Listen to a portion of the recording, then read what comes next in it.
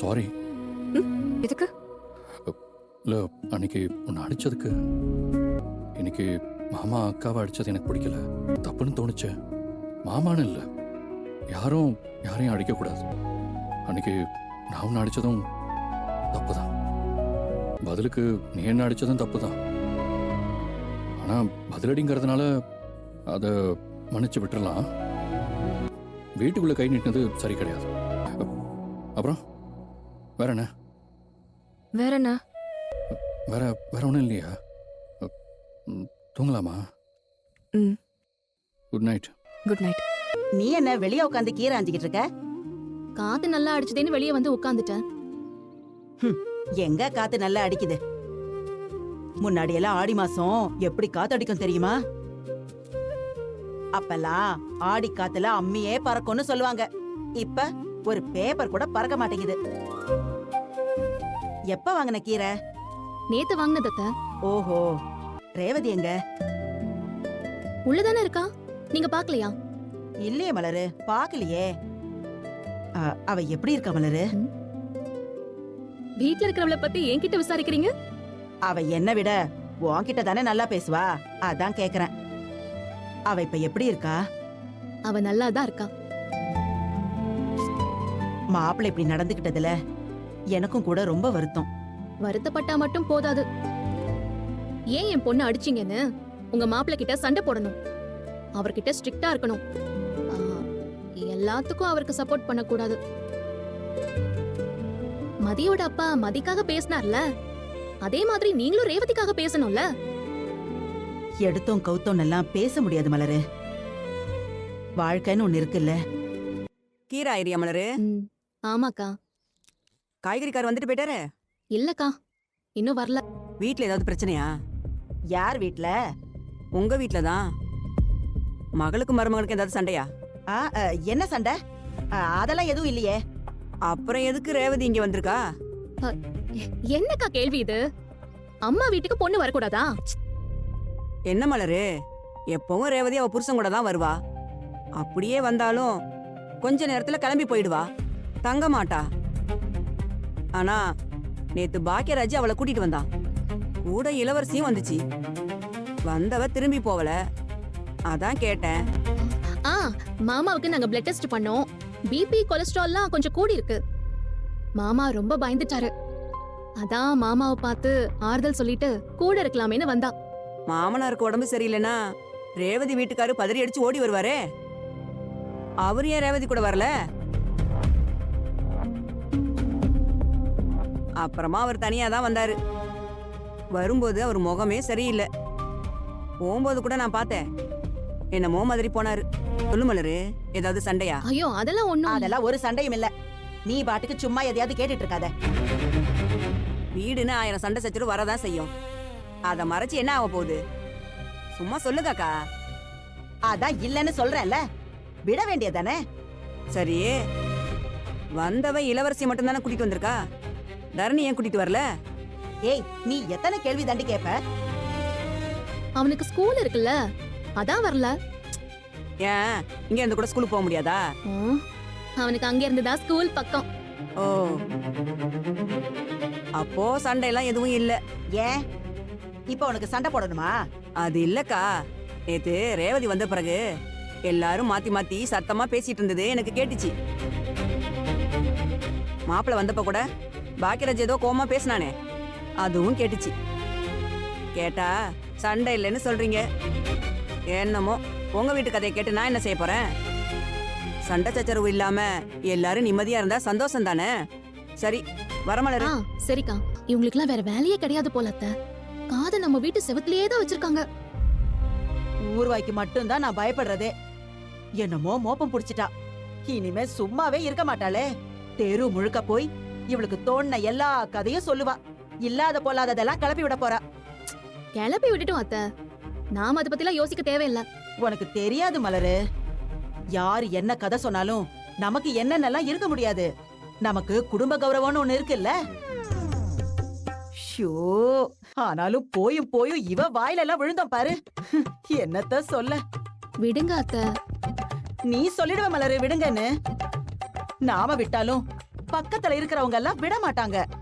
ரேவதி நம்ம வீட்ல இருக்கிற கதைய கண்ணு காது மூக்கெல்லாம் வச்சு ஊரு முழுக்க தம்பட்ட அடிப்பாளுங்க. ஷோ, இந்த புரணி பேசுற கும்பலை எல்லாம் வச்சுக்கிட்டு நான் எப்படி சமாளிக்க போறேன்னே தெரியலையே. மார்னிங்கா. Good morning. காஃபி எடுத்துட்டு வரவா ரேவதி? இல்லண்ணே, இப்ப வேண்டாம். நைட்டு நல்லா தூங்குனியா? நல்லா தூங்குனேனே, நிம்மதியா தூங்குனேன். எனக்கு தான் நிம்மதியே இல்ல. உனக்கு என்னாச்சு? நம்ம வீட்ல ஏதோ பிரச்சனைன்னு எதிர் வீட்டு கல்யாணி மோபம் புடிச்சிட்டா. என்கிட்டயே வந்து கேக்குறா.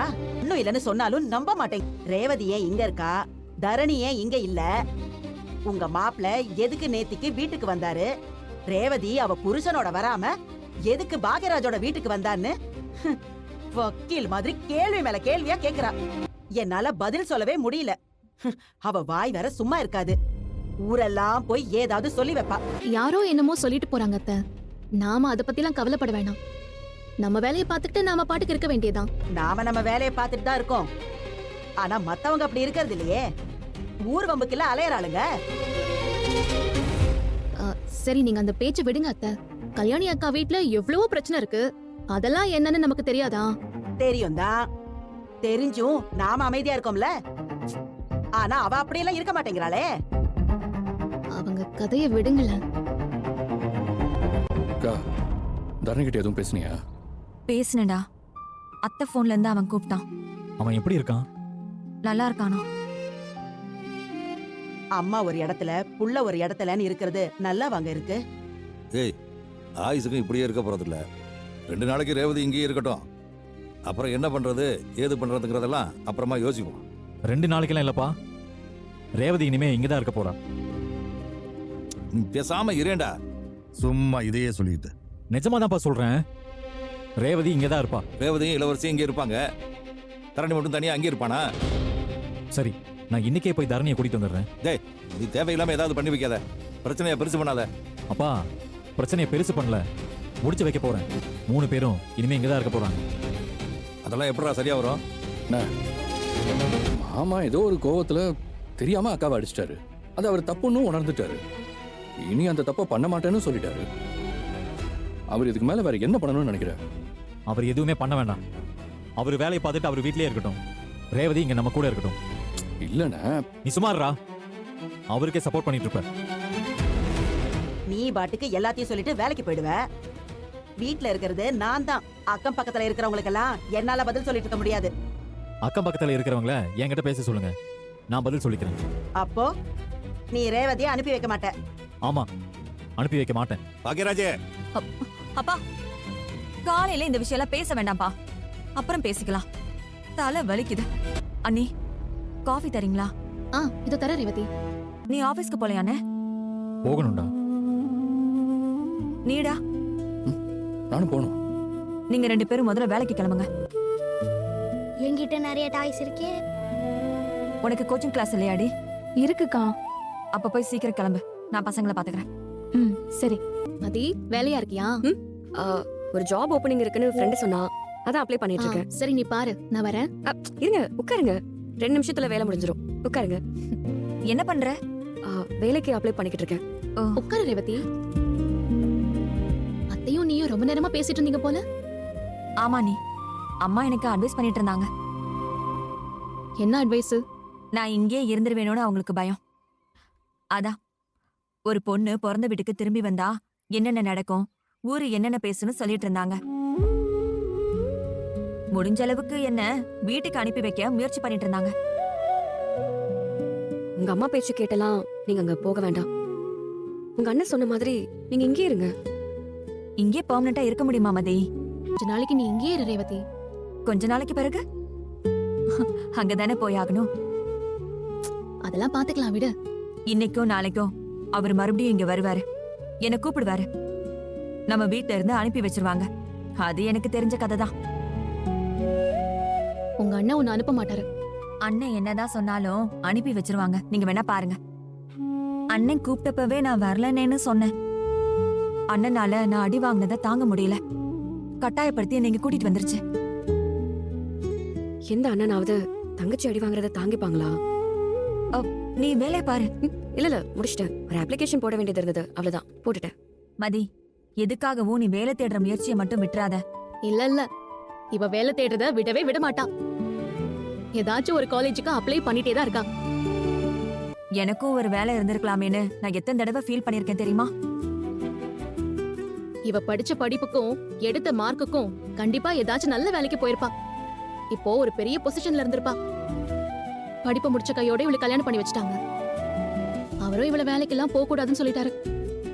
ஒரு வேலை மட்டும் இருந்துச்சுன்னு வையே மதி, நான் எப்பவோ அவரை விட்டுட்டு வந்திருப்பேன். இனிமேலும் நீங்க வேலைக்கு போகலாமே.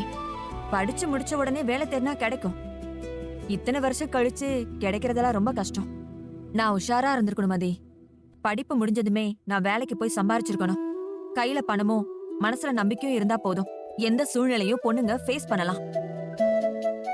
அதெல்லாம் என்னமோ உண்மைதான். உங்க அண்ணன் என்ன நல்லா தான் பாத்துக்கிறாரு. ஆனாலும் ஏதாச்சும் வேலைக்கு போயிருக்கலாமான்னு ஒரு நாளைக்கு நான் 10 தடவைக்கு மேல யோசிச்சு பாத்திருப்பேன்.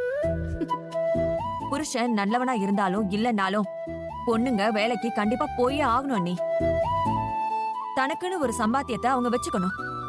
இல்லனா ஒரு பிரச்சனைன்னு வரும்போது என்ன பண்றதுன்னு தெரியாம முழிப்பாங்க. வீட்ல ஏதாவது சின்ன பிரச்சனை வந்தாலே இது ஏன் வீடு, வெளியே போன்னு அவர் சொல்லுவாரு. அவர் அதை சொல்லும்போது எனக்கு எவ்வளவு ஹர்ட் ஆகும் தெரியுமா? எங்கேயாவது போனா நல்லா இருக்கும்னு தோணும்.